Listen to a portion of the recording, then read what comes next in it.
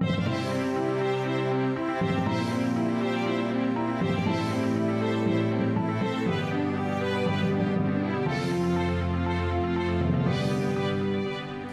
up, Taiwan? I'm Erika Liu with 10 minutes of news from here in Taiwan and around the world. Taiwan politics has long been dominated by two main parties. Now a third group is hoping to change that. The Taiwan People's Party is trying to forge a middle path on the question of how to handle China. Stash Butler has more.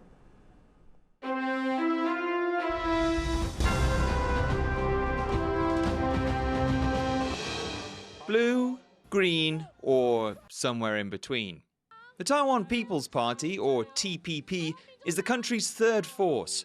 It's a new party founded just 3 years ago by Taipei Mayor Ke Wen-je.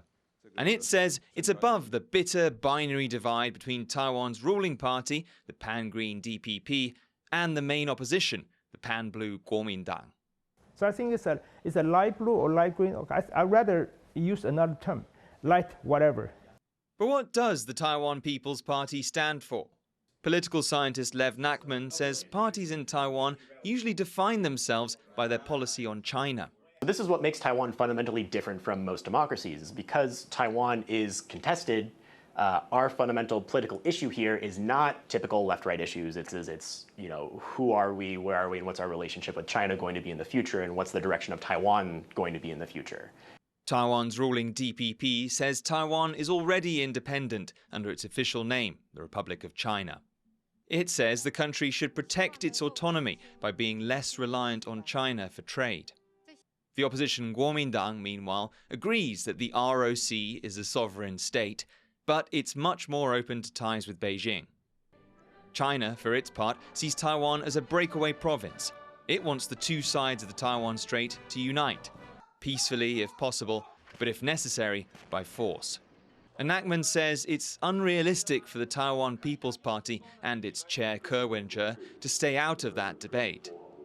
It appears that his desire to position himself as kind of above the cross-strait issue isn't really above the cross-strait issue, it's definitely on the spectrum somewhere. So what does the Taiwan People's Party want? Senior official Leonard Zhao says the party plans to defend Taiwan's sovereignty while still talking to Beijing. Dialogue instead of decoupling, cooperation instead of some confrontation. But confrontation, I think, serves no people. True to that stress on dialogue, People's Party chair Ke Wen-je has kept an open channel with Shanghai during his time as Taipei mayor. But now his 2 terms are up, Ke is considering a run for president. If he wins in 2024, it would put his approach to the test.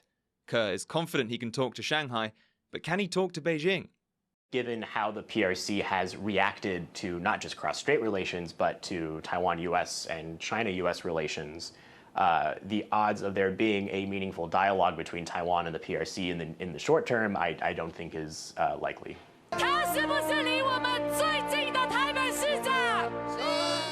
The Taiwan People's Party is a new voice in Taiwan's politics. It says it's found a third way through the China debate, to build a free, autonomous Taiwan thriving from strong cross-strait ties. But to do that, it'll need to convince Taiwanese voters it's ready to govern and fix broken ties with Beijing. Andy Xue, Karma Xu, and Stash Butler for TaiwanPlus. Taiwan's Foreign Minister Joseph Wu says Chinese interference in the country's upcoming local elections is less severe than in the past.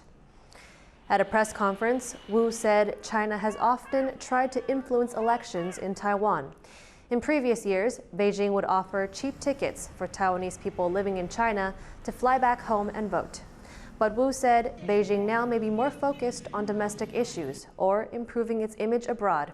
He said China has not been as active in trying to sway Taiwan voters this year.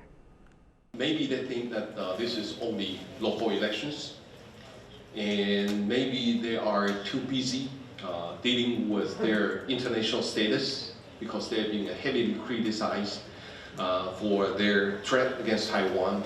And it is also possible that China is being very busy in dealing with its own domestic problems. You mentioned about COVID policy. It is causing lots of problems inside China.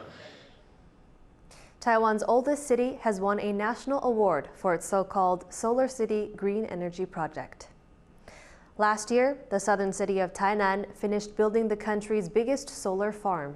In total, it has installed more than 3.7 gigawatts of capacity, enough to power more than 1 million homes.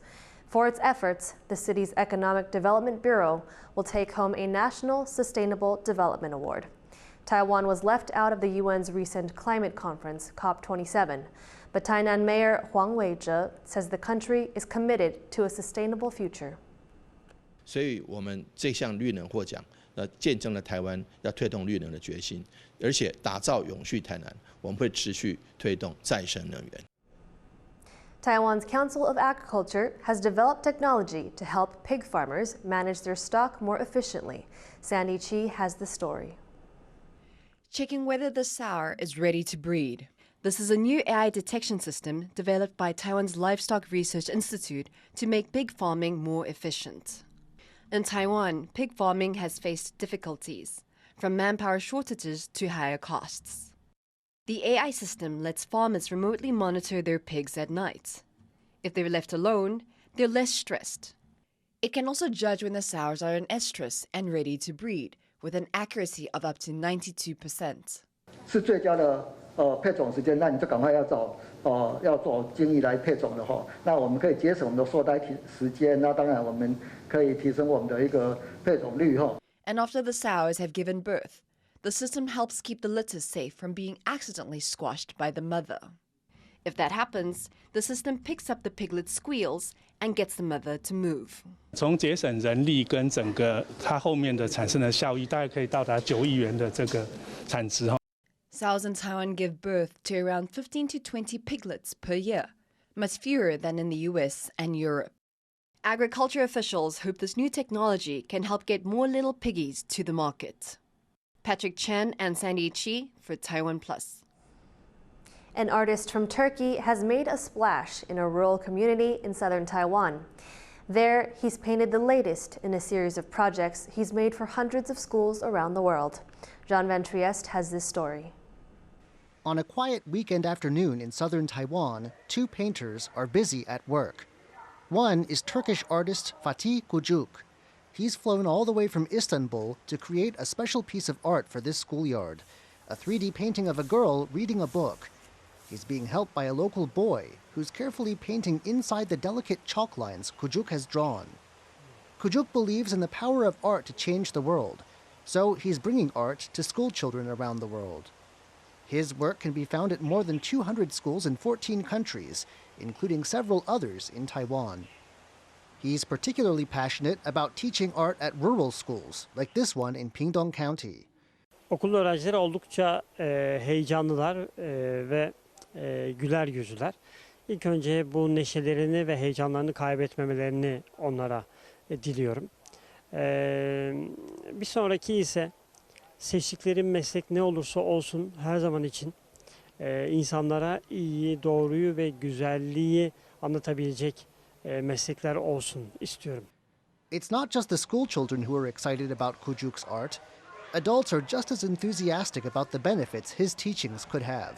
School officials say it's a great opportunity for the children to learn more about different types of art and culture.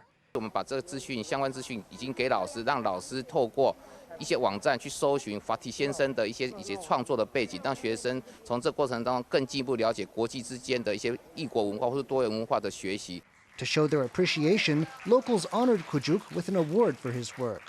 我想法蒂，他一直有一个梦想，他想用画来改变世界。虽然本身不是非常富有。 但是他精神上是世界上最富有的，所以法蒂库奇克也会变成我们奇峰国小永远的朋友。The school building is set to be rebuilt next year, but the painting will stay, and a mosaic copy of it will decorate the walls of the new building. It's a way for the locals to remember Kujuk and his artistic impact on this community. Patrick Chen and John Van Trieste for TaiwanPlus. Thank you for watching What's Up Taiwan. Finally, we leave you with images of long-nosed horned frogs in Taipei Zoo. I'm Erika Liu. Take care and see you next time.